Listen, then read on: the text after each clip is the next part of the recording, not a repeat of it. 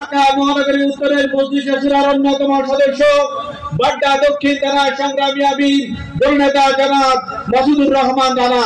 জননেতা জনাব মাসুদুর রহমান রানা।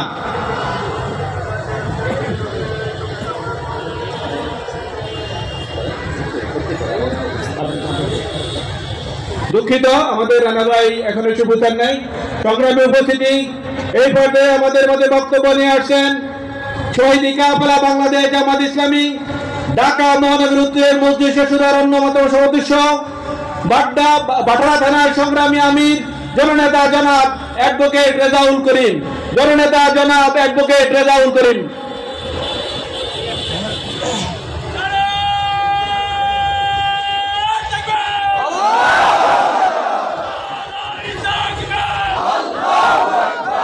আলহামদুলিল্লাহ রাব্বিল আলামিন ওয়াসসালাতু ওয়াসসালামু আলা সাইয়্যিদিল মুরসালিন ওয়া আলা আলিহি ওয়া আসহাবিহি আজমাইন।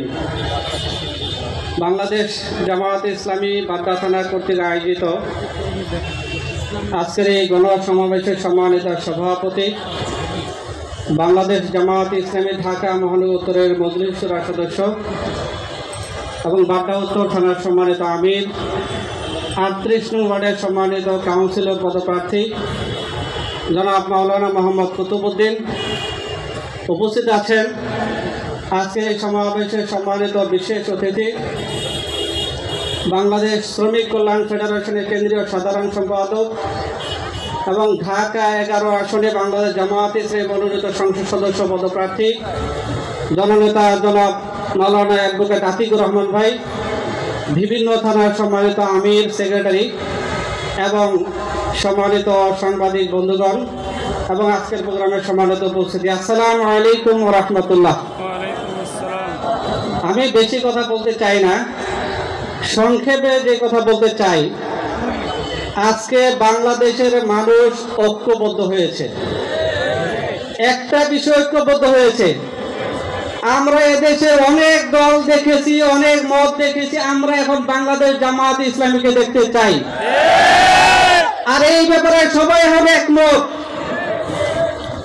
কিন্তু আমরা দেখি আমাদের কিছু বন্ধুদের মাথা খারাপ হয়ে গেছে, তারা নাকি পিয়ার পদ্ধতি বুঝে না। আজকে বাংলাদেশের একজন সাধারণ রিক্সাওয়ালাকেও বললে, জিজ্ঞেস করলে বলে দিতে পারে পিয়ার পদ্ধতি কি জিনিস। তারা জানে পিয়ার পদ্ধতি যদি বাংলাদেশে বাস্তবায়ন করা হয় তাহলে কালো টাকার ব্যবহার তারা করতে পারবে না, কাউকে ফেসিবাদ হয়ে দেওয়ার কোনো সুযোগ নাই। তারা জানে, তাদের জন্য এটাকে অশনি সংকেত। আমরা দেখেছি একসাথে যখন রিমান্ডে ছিলাম,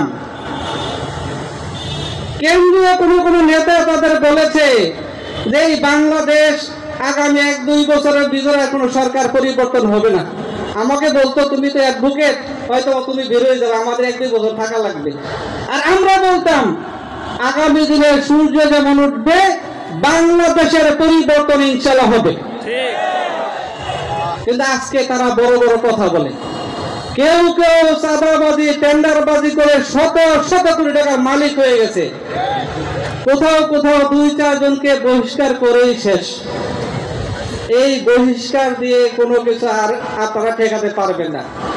কোন ষড়যন্ত্র, কোন তন্ত্র মন্ত্র দিয়ে বাংলাদেশের মানুষকে আর ঠেকিয়ে রাখা যাবে না। বাংলাদেশের মানুষ এবং সজাগ এবং সচেতন, তারা পরিবর্তন চায় এবং তারা পরিবর্তন দেখতে চায়। আজকে বাংলাদেশে বাংলাদেশ জামাত ইসলামকে আর পরীক্ষা করার কোনো দরকার পড়ে না। বাংলাদেশ জামাত ইসলামী গত 16.5 বছর পরীক্ষা দিয়ে এই পর্যন্ত এসেছে। বাংলাদেশের জামাত ইসলামের 2 জন মন্ত্রী প্রমাণ করেছে যে 1 টাকার দুর্নীতি না করেও কিভাবে মন্ত্রণালয় চালানো যায়। আজকে একজন বলছেন কেন তারা ব্যক্তিগতভাবে হাসপাতাল করবে, কেন তারা ব্যাংক করবে, এটা তো সরকারের দায়িত্ব।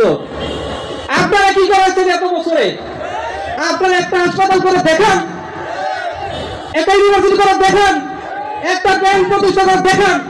জামাত ইসলামী এইগুলো দেখে আপনাদের গা জ্বলে কেন? আপনারা আদর্শিক জায়গায় প্রতিযোগিতা করেন, আদর্শের জায়গায় আছেন, এইখানে প্রতিযোগিতা করেন, আজকে ঢাকা বিশ্ববিদ্যালয়ে পানির কল লাগিয়ে যে ছাত্র শিবির তারা যায় ভাঙতে। কেন? শিবির 10টা লাগিয়েছে, আপনি 20টা লাগান, আদর্শিক প্রতিযোগিতা করেন। কিন্তু তারা সেই জায়গায় যেতে চায় না, কারণ সেই জায়গায় গেলেই কিন্তু তাদের সমস্যা। আমি কথা বাড়াতে চাই না, আমাদের সমাজের মেহমানবৃন্দ কথা বলবেন। আমি সবাইকে আগামী দিনে ঢাকা 11 আসনে আমরা অ্যাডভোকেট আতিকুর রহমানের পক্ষে যে গণজোয়ার উঠেছে, এই গণজোয়ারের মধ্য দিয়ে আমরা ঢাকা 11 আসনকে বাংলাদেশ জামায়াতে ইসলামের কাছে উপহার হিসেবে দিতে চাই। আপনারা কি প্রস্তুত আছেন? ইনশাআল্লাহ।